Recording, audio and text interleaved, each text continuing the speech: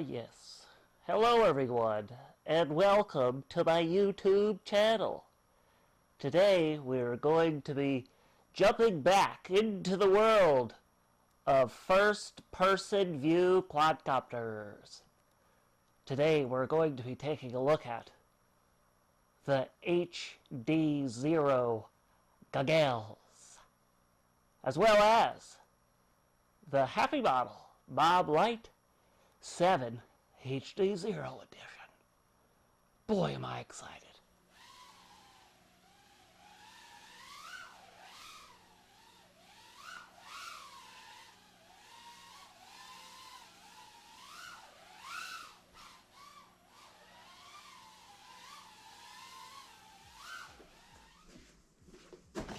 Oh, hi. I didn't see you walk in there. Happy New Year. We're going to start the New Year's off right with some new equipment. We have the HDZero Goggles, and that is courtesy of Mr. Nick Burns. Thanks, Nick. We have the T-Lite V2 with built-in Express LRS, and that is courtesy of Jumper. So, thanks, Jumper. And finally, we have the Moblite7 HDZero edition, and that is courtesy of me. Well, I bought this one. That's courtesy of me, so thanks. Thanks, me. That's why that's the one I threw on the floor. The main focus of this video is going to be the Moblite7 HDZero edition. However, I do want to talk a little bit about the T-Lite and the changes that they have made to the V2 edition, as well as the HDZero Goggles. I'll chime in a little bit about those, but honestly, there's really good breakdowns out there already. I'll link some of them down below that I've watched that I thought were really helpful in the description. So without further ado, let's check out my first experience with the HDZero Goggles and my first flight with the Moblite7 HDZero and my first flight with the Jumper T-Lite V2. Okay, here we are. All right, let's try this. Round one. Fight. Oh. That crosshair is gorgeous. Oh no. What happened? Uh-oh. Uh-huh.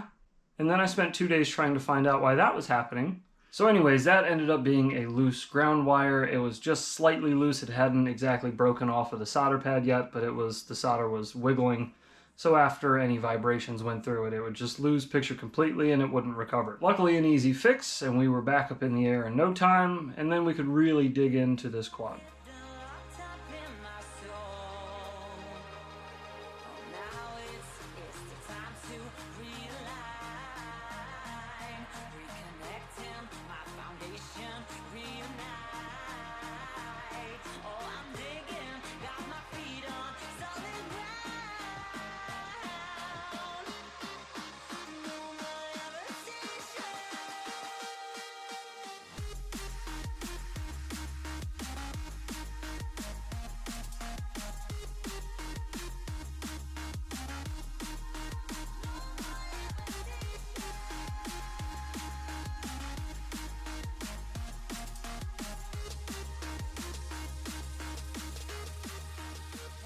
I am a believer in trying to always make a good first impression, and this whoop has made a mediocre first impression. Everything on the Super B side is a-okay. The flight controller works just fine. Everything bound up well. The tune, however, is awful. Don't expect to take this right out of the box and start ripping around and not have any wobbles or washout. You will get plenty. I did my flights on a Owline 500 milliamp 1S PH 2.0 battery. My flight times were like a minute to a minute and a half if I didn't get too wily. I've tried these 1002 motors before on other 75mm whoops and I wasn't really a big fan, so wasn't really thinking I was gonna like these any better than I did before, and I don't. Just to give you some quick specs on the whoop, we're working with a Super B flight controller that's running Express LRS, the Moblite VTX from HDZero, the Nano-Lite camera from HDZero, the 1002 20,000 kV Happy Model motors, GemFan bi-blades, and that entire build is housed within the Moblite7 V4 frame. And it comes in at around 29.5 grams. So, not too bad, right? But I think we can do better. See, this is running Betaflight and BL Heli. And I'm thinking Quicksilver and Blue Jay would be a better idea. So I'm going to do that. Try to buy myself a little more flight time and hopefully get myself a little better out of the box tune on it. Once we get the firmware squared away, I'd also like to take the flight controller out, add in a BT 2.0 plug to hopefully squeeze a little bit more flight time out of that. I think the other thing I will do is throw those 1002 motors off of it and drop on some 0802s. I think I have the RCM Power 0802s kicking around somewhere that aren't in a build, so I'll chuck those on. That should save me like 2.5-ish grams. So hopefully with all of these changes that I plan on making, we will A, lose some weight, second, gain some flight time, and D, get a better tune out of the box with Quicksilver. I am going to make those changes. As long as everything goes according to plan, I'll throw one of the default tunes on it from Quicksilver, and then we'll just see how it does.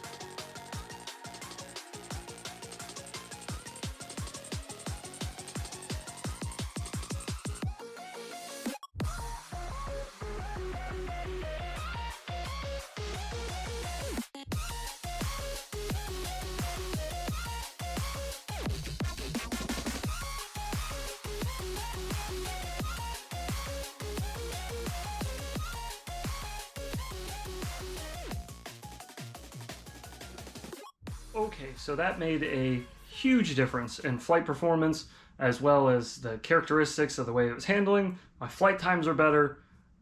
Wow, yeah, really good changes. 0802 motors, lost, I think it was 2.5 grams, right around where we were thinking.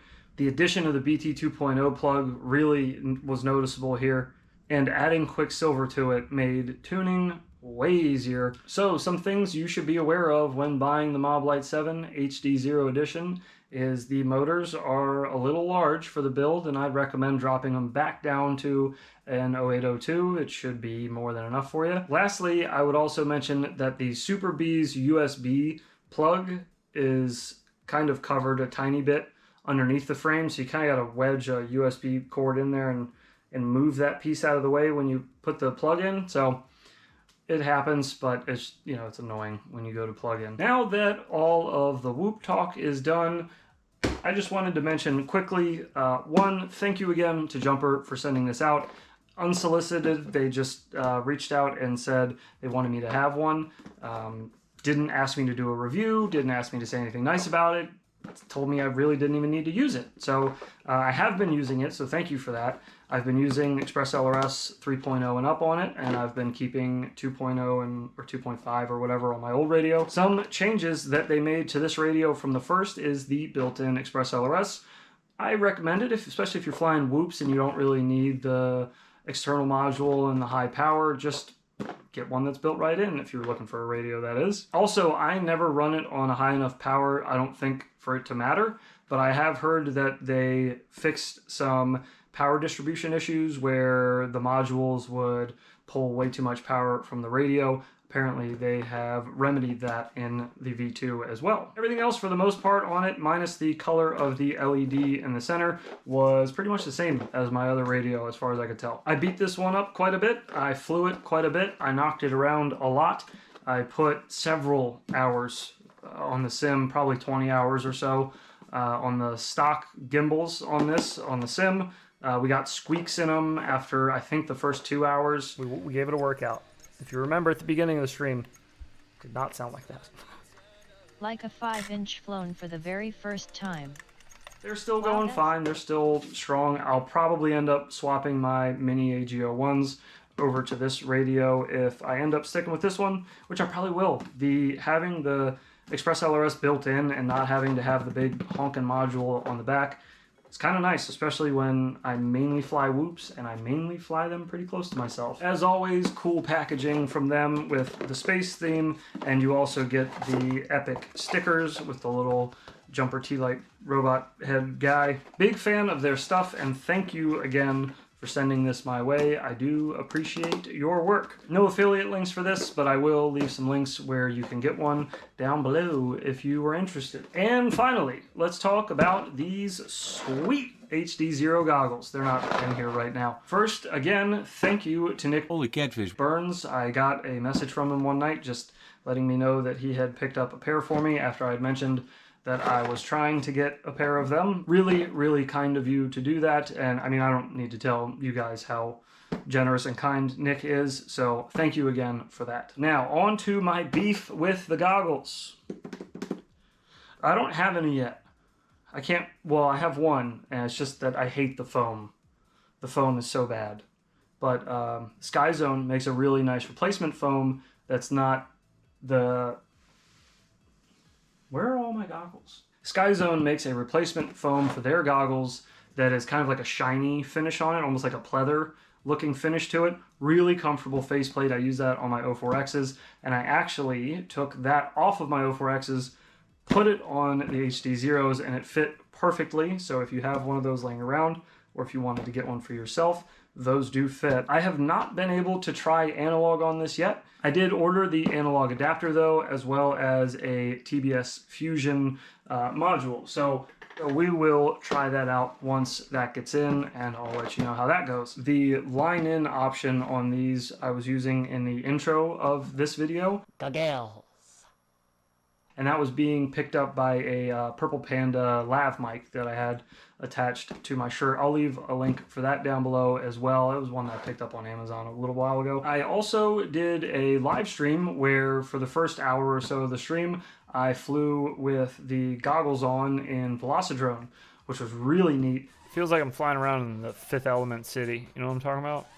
Oh, multi-pass. Now they have the new firmware update where you can get 1080p 60 as well. So on that stream, I did the firmware update right before I went live, and then I was able to test it out on stream, doing it for about an hour, I'd say, maybe a little less, but really fun, really good time. Just wish the foam, again, having them sit on my face for an hour was not so comfortable, but still, it was a fun experience, and the quality on the screens was just beautiful. Other than that, I have all of the things to do the HDMI out. I just haven't had a chance to sit down and set it up yet. I plan on doing that this week so that I can do a live stream where hopefully, fingers crossed, we can transmit our video from the goggles to the computer and then capture that on the stream, and I can share it with you guys. Hopefully. So that will do it for our brief roundup of our new gear for the new year. What did you end up with for this year? Let me know down below in the comment section. Until next time, thank you for joining us. We hope you enjoyed this one, and we will see you in the next one. Take care of yourselves, guys.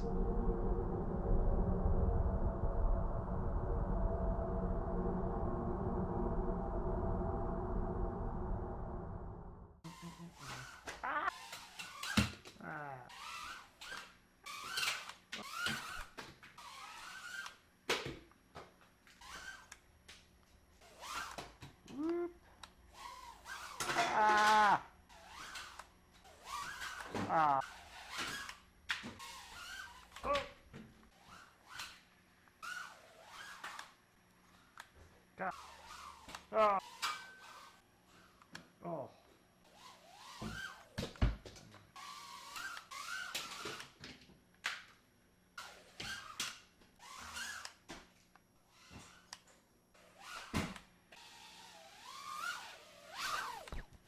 Okay, how you doing?